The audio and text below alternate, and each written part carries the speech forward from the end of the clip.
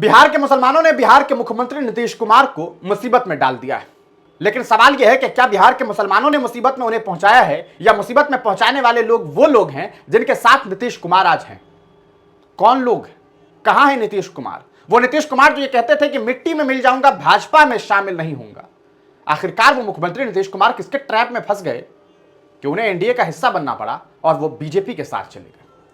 वो तो अक्सर कहते थे अब इधर उधर जाने की तो कोई बात ही नहीं है, लेकिन वो गए और जाने के बाद वो आज इस तरह से फंस गए हैं कि जिनके वोट के दम पर वो कुर्सियों पर बैठते थे, जिनके वोट के दम पर उन्हें इख्तिदार मिला करता था, इख्तिदार की कुर्सी पर वो बैठते थे, आज वही लोग उनसे दूर हो गए। बिहार के मुख्यमंत्री नीतीश कुमार जब इफ्तार पार्टी का आयोजन करते हैं तो तमाम मिल्ली तंजीम जो कई बार उनके साथ रही, उनके साथ मंच को साझा किया, उनके रहनुमाओं ने साफ तौर पर यह कह दिया कि नहीं मुसलमानों, इस बार आपको उनके इफ्तार पार्टी में शामिल नहीं होना है, क्योंकि ये वो लोग हैं जो बोलते तो कुछ और हैं लेकिन करते कुछ और हैं। क्या सिर्फ इफ्तार पार्टी के चंद निवालों से मुसलमान बहल जाएगा? अब ये नहीं होगा। अब मुसलमानों को उनका हक चाहिए, उनका हुकूक चाहिए, और वो हक प्यार से दे दे या उसे छीन करके लिया जाए, मुसलमान लेगा। और यही वजह है कि आपने देखा किस तरीके से वक्फ संशोधन बिल के मामले को लेकर के देश की राजधानी दिल्ली के बाद दूसरा सबसे बड़ा प्रोटेस्ट बिहार की राजधानी पटना के गर्दनी बाग में हुआ।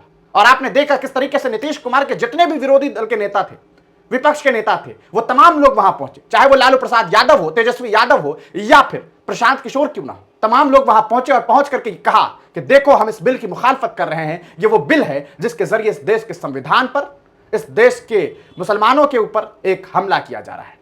नीतीश कुमार तो बुरी तरीके से फंस गए हैं, उन्हें अब समझ नहीं आ रहा कि वो क्या करें, जबकि नीतीश ऐसे नहीं है। नीतीश कुमार एक समाजवादी नेता, उन्होंने हमेशा कहा कि हमने मुसलमानों के लिए काम किया, हमने मदरसों के लिए काम किया, तो हमने कब्रिस्तानों की जमीनों को एक तरह से घेरने का काम किया। लेकिन आप ऐसे कानून में क्यों फंस गए हैं, ऐसे कानून को क्यों बनवाना चाहते हैं जिसके जरिए आपके किए गए कामों पर बुलडोजर की कार्रवाइयां शुरू हो जाए?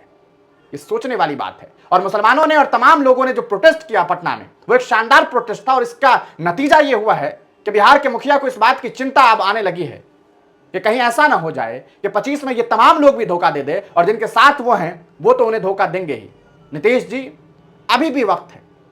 इन बिहार के मुसलमानों की, इन देश के मुसलमानों के एहसास को आप समझिए, और अपने राजनीतिक करियर के आखिरी लम्हों में ऐसा फैसला ना लीजिए कि जिसकी वजह से हमेशा आपको कोसा जाए। देखना यह है कि आने वाले दिनों में जब सदन के अंदर वक्फ अमेंडमेंट बिल को पेश किया जाएगा तो मुख्यमंत्री नीतीश कुमार का क्या रुख होगा। आपको क्या लगता है? अपनी राय कमेंट सेक्शन में जरूर दीजिएगा।